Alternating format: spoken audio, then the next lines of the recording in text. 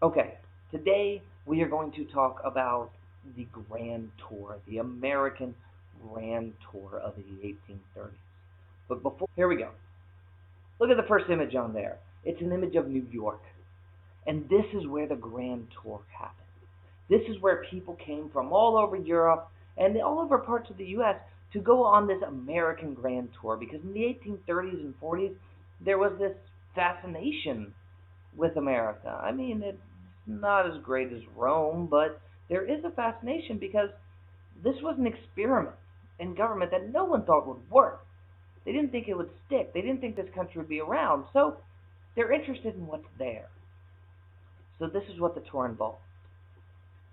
You came over on a sailing ship, a standard kind of sailing ship like we've been thinking of for a very long time. You came over on a sailing ship to New York. You see New York down at the bottom of the page, New York City. Well, you land on Manhattan. And from Manhattan, you board a steamboat. Steamboat probably run by Robert Fulton at the time. And that steamboat is going to take you all the way up the Hudson River. So follow straight up the Hudson River, directly out, until you get to that wide open area um, where you're actually going to get off the steamboat and board a canal boat.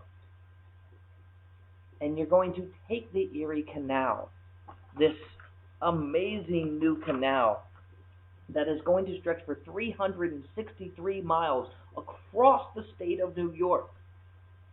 They actually dug a ditch, this massive ditch, through the mountains, through locks, up over the mountains, down the other side, across the state of New York. And you will ride on these canal boats going through beautiful scenery. At the end of the canal boats, you come to basically what is now Buffalo. At Buffalo, meaning Buffalo, New York, you are going to get off the canal boat and onto a stagecoach. Exactly what you think, an old stagecoach on an old road. Um, at that point,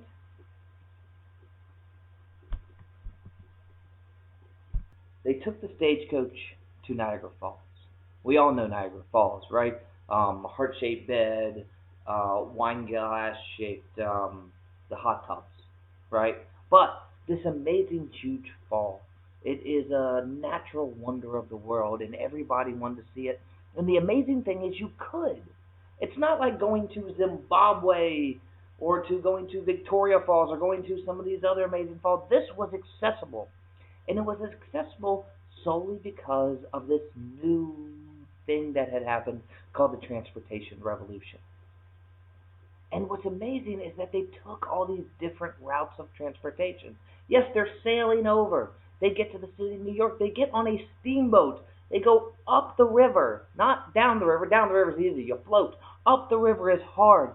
They take a canal all the way overland to get to um, Buffalo, where they're able to then take the more conventional stagecoach along a road to actually get there to Niagara Falls.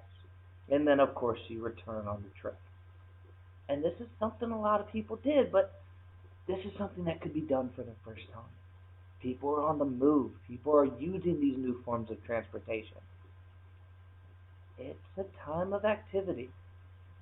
And it's these new forms of transportation that are going to allow people to move west, which we talked about next week. It's also going to allow people to move goods in ways that they hadn't before, which, as we'll talk about, is pretty important. See you next time.